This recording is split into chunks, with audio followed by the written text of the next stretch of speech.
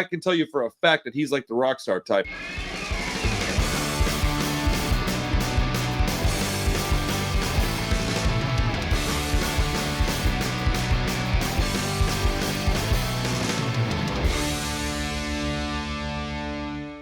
From 1999, Choking Victim, No Gods, No Managers. Dude, that record. So, okay, I was trying to decide if I wanted to put Choking Victim or Leftover Crack on the list, because I think that group of people is largely the same. Get them confused at times. Yeah. Yeah. So a lot of their songs you'll get confused which album it was, but Choking Victim is got the better record. Now, speaking on Hellcat, that record is also another one of those things where it changed stuff. After that record came out, things changed. We wouldn't have Days and Days without a band like Choking Victim. They wouldn't exist. It made crust punk accessible. It combined elements of ska, punk, and black metal, which had never been done, at least to my knowledge. A very interesting vocal stylings. They didn't hide from their addiction issues and the fact that they were kind of crummy people. Whenever it came out that how do you say his name? Is it Sturgeon? Is it Sturge? Yeah. Sturgeon, whatever his name is, man. I've met the dude a bunch of times. I can never remember how to say his name. Anyways, when it came out that he was kind of a scummy dude, nobody was surprised. Like it's weird, man, because they're like a weird band.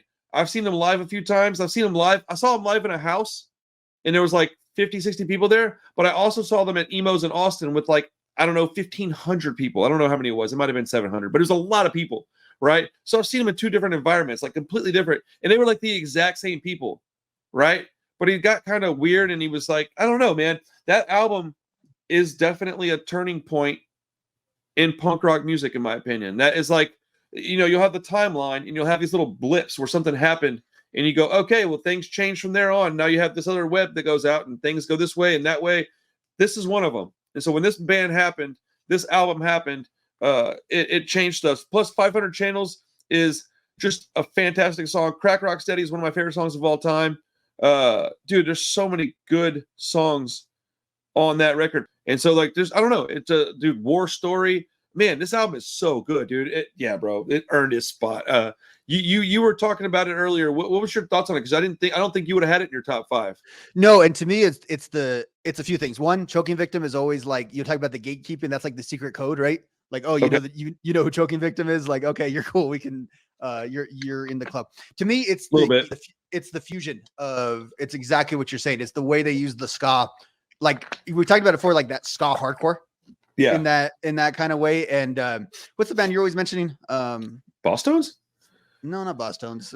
Anyway, we'll get stuck on it, but like it's that same kind of vibe where like it's ska that sounds dangerous. And a lot of the Against ska, All Authority? Yeah, maybe that's what I was thinking of. And they don't exactly sound like it, but it's that kind of vibe of like dangerous ska. And it's funny because a lot of the other Tim Armstrong ska stuff is almost the opposite of that. All the other Tim Armstrong ska stuff is like the ska you bring your mom home to, whereas Choking Victim is completely different. Well, like it sounds like a gang. Like it's hard to explain what I mean by that, but it sounds like it's its own thing. That's my whole point. That's why it deserves to be on this list. It's its own thing, dude. It changed music. And so is Leftover Crack on your list at all? I think no. They're coming up. They were no, because it was either going to be them or Choking Victim, but the Choking Victim album is objectively better. And shout out to Hellcat. I believe he was in Leftover Crack, so my apologies. They were the only ones willing to put out the Leftover Crack album, I believe. Like 2001. Oh, really? There's some controversy related to that album coming out, and like no other label wanted to touch it. And Tim was like, "Oh, that's our stuff. Come right here." And Mediocre Generica. Maybe in like 2001, 2000. Yeah, that was from 2001, I think. And then they had Fuck World Trade later on. They had an album that came out on 9/11, I want to say, or like right around then, and like there was like a controversy about people trying to get it pulled and stuff too. I wish I had more information. Lyrics on it, but like I know Tim. It was like Tim was the only label that was going to put out that the Leftover Crack album, and I just wanted to mention that so we didn't completely have that. It's a very Hellcat band as well. The same way Choking Victim. So before we move on, I do want to mention that I find it extremely hilarious that they left Hellcat because Hellcat got distribution through whoever it was with Epitaph, right? When Indestructible, all that stuff was happening. That's why Leftover Crack chose to jump ship. But he's like the most rock star dude out there. Like it doesn't make sense to me.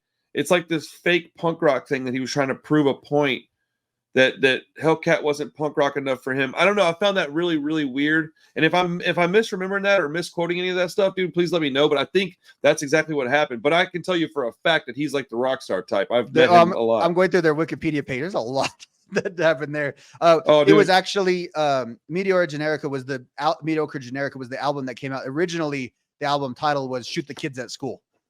This happened in 1999, right after Columbine had happened. And 1999 was Choking Victim. 2001 was the Leftover Crack record.